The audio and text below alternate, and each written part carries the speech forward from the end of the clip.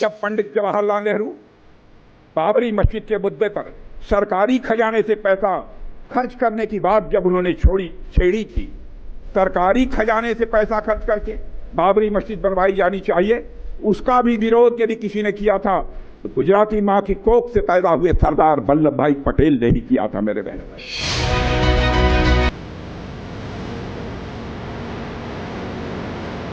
दुख इस बात का है कि राजनाथ सिंह जी को अब ये सब बोलना पड़ रहा है। ये व्हाट्सएप फॉरवर्ड पे उनके पार्टी के बाकी लोग उसी पे सरवाइव कर रहे हैं। राजनाथ सिंह की बात पर कितना भरोसा किया जाए, वो आदमी जिंदा नहीं है जिस पर इल्ज़ाम लगा रहे हैं, आरोप लगा रहे हैं। दुखद है कि ये गले मुर्दे उखाड़ने की आदत सी हो गई है भारतीय जनता पार्टी की सरकार को, उनके मंत्रियों को।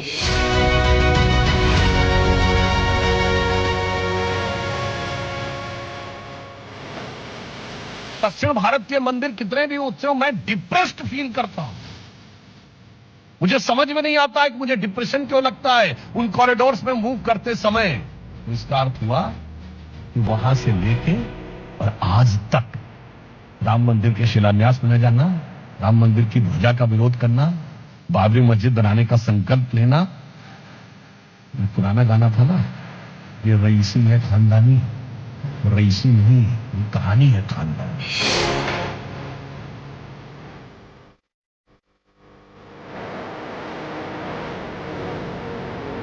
ये अजीब सी बातें करते हैं साहब।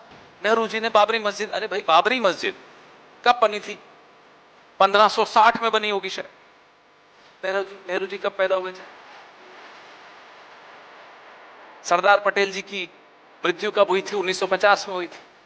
उसके 14 साल बाद भी नेहरू जी तो थे ना। बनाई क्या बाबरी मस्जिद?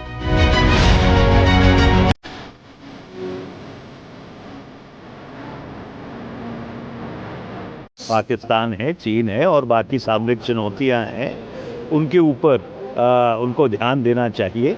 और ये इतिहास को तोड़ मरोड़ के जो प्रस्तुत करने की वो कोशिश कर रहे हैं, इससे बचना चाहिए।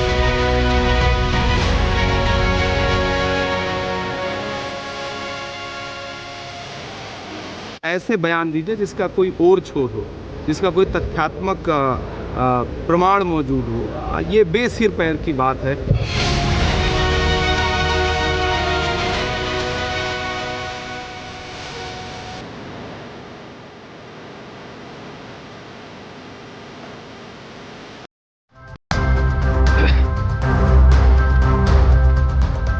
नमस्कार, मैं हूं रमेश भट्ट।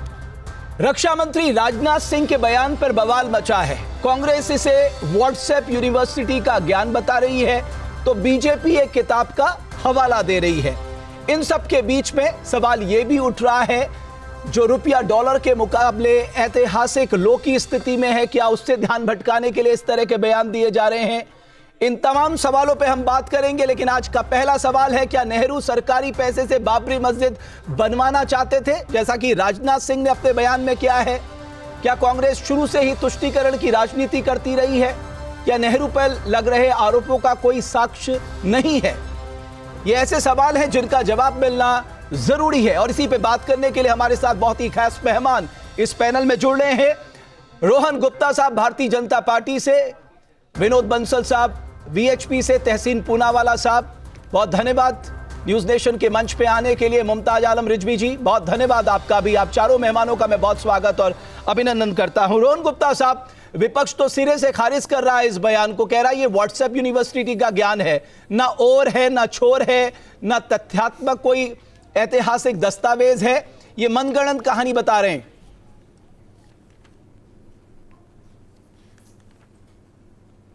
देखिए, ये कांग्रेस पार्टी की आदत है कि हर चीज़ को मनगढ़ंत कहानी बनाएंगे। मैं और भी एग्जाम्पल दे रहा हूँ ना, तुष्टीकरण सिर्फ एक मुद्दे से नहीं होता है ना। मैं 4 एग्जाम्पल आपको और देता हूँ। मुझे बताइए, वक्फ कानून जो भारत में बनाया गया है, इतने इस्लामिक देश हैं, मुझे बताइए कहाँ पे वक्फ बोर्ड जैसा कानून बनाया गया हो जहाँ पे विशेषाधिकार है। हज यात्रा के लिए जब लोग जाते हैं उनको सब्सिडी दी जाती है। मुझे बताइए कौन से हिंदू धर्म स्थल पे जाने के लिए सरकार के द्वारा सब्सिडी दी जाती है, मुझे बताइए आप। तो एक भी बता दीजिए, आप एग्जाम्पल बता दीजिए मुझे कि हाँ चलो हिंदू बहुल वाला राष्ट्र है तो यहाँ पे जो आप कभी काशी जाएंगे या बनारस जाएंगे या गंगा जाएंगे तो आपको पैसे मिलेंगे। कम कुंभ में भी वो चीज नहीं हुई। तीसरी इंपॉर्टेंट चीज, अभी जब वक्फ संशोधन की भी बात आई तब कांग्रेस पार्टी ने किस प्रकार से नरसिंह राव के समय में उसको संशोधन करके और मजबूत बताया, वो भी आपको देखा। लेकिन कुंभ के आयोजन में तो हम हजारों करोड़ रुपए खर्च करते हैं ना रोहन गुप्ता साहब। पहले कहा तो कांग्रेस तो मुसलमान है और मुसलमान तो कांग्रेस है। डी कुंभ के आयोजन में तो हम हजारों करोड़ रुपए खर्च करते हैं। क्या बोल रहे हैं? आपकी आवाज नहीं आई प्लीज। कुंभ के आयोजन में तो हम सरकारी खर्च करते हैं ना उस आयोजन में। देखिए मैं आपको वही कह रहा हूं, कुंभ के आयोजन में आप सरकारी जो खर्च की आप बात कर रहे हैं उससे क्या इनकम हुआ वो भी देखिए ना, आप पूरा लेखा जोखा करिए। आप कुंभ के आयोजन में सरकारी अगर खर्च हुआ है तो इकोनॉमी का क्या फायदा है वो भी आप देख लीजिए। मुद्दा यहां पे क्या है रमेश जी, किसी एक मुद्दे को आप जैसे राजनाथ जी ने कहा, बिल्कुल सही कहा, यह तुष्टीकरण की राजनीति देश एक पहले दिन से देश में चल रही है और उसी का आज पूरा विरोध पूरा देश कर रहा है।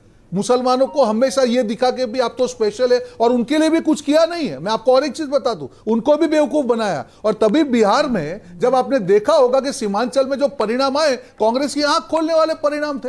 बाकी तो ये वोट चोरी की बात करते हैं। क्यों भाई आप मुसलमान की राजनीति कर रहे हैं, उनको बोल रहे हैं कि कांग्रेस मतलब मुसलमान, तो उन्होंने क्यों आपको वोट नहीं दी? बट रोहन गुप्ता साहब, मैं आपसे एक बात पे बहुत डिफर करता हूं, उसका कारण है मुसलमान को छोड़ा, सिर्फ तुष्टीकरण की राजनीति।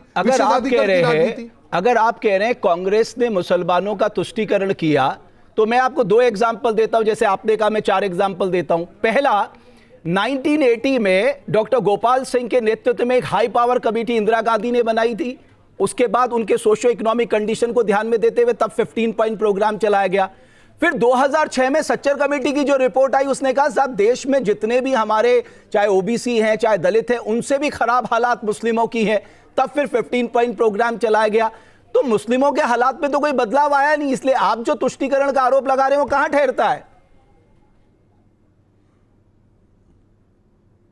तो मैंने वही तो कहा आपको, आपने मेरी बात सुनी नहीं रमेश जी।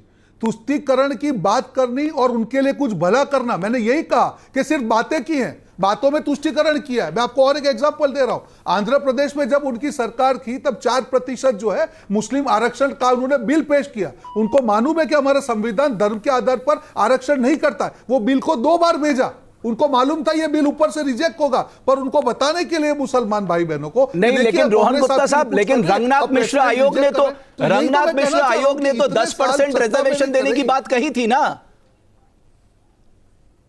और रंगनाथ मिश्र साहब कौन थे ये सब जानते हैं। वो कौन? देखिए मैं आपको वापस कह रहा हूं, देश में कभी भी देखिए मैं वापस कह रहा हूं किस आयोग ने क्या कहा। संविधान जो है संविधान के हिसाब से चलता है। संविधान में क्लियर कट है कि आप धर्म के आधार पर आरक्षण नहीं दे सकते हैं। वो कोई भी सरकार हो, इस रूल को आज तक ना कोई सरकार तोड़ पाई है ना तोड़ पाएगी, मेरा ये कहना है। मैं वापस एग्जाम्पल दे रहा हूं, कर्नाटक में कॉन्ट्रैक्टर गवर्नमेंट कॉन्ट्रैक्ट में 4% मुस्लिम आरक्षण। मुझे इसका लॉजिक तो बताइए रमेश जी, क्यों धर्म के आधार पर गवर्नमेंट कॉन्ट्रैक्ट में आप उसमें भी रिजर्वेशन देंगे? क्यों आप ओबीसी आरक्षण में से काटने से मुस्लिम आरक्षण देंगे? क्यों आपकी पार्टी का सीएम जाहिर मन से यह कहेगा कि मुसलमान मतलब कांग्रेस, कांग्रेस मतलब मुसलमान? रोहन गुप्ता साहब ऐसे तो आप कहेंगे आपको एक विशेष धर्म को यह करके और फिर भी उनके लिए कुछ नहीं करके। जहां भक्ति है हर शब्द में, कथाओं में छुपे हैं दिव्य रहस्य और ज्योतिष देता है जीवन को दिशा। धर्म से जुड़ी हर बातों को जानने के लिए हमारे चैनल स्तुति को सब्सक्राइब करें। चैनल पर जाने के लिए इस लिंक पर क्लिक करें।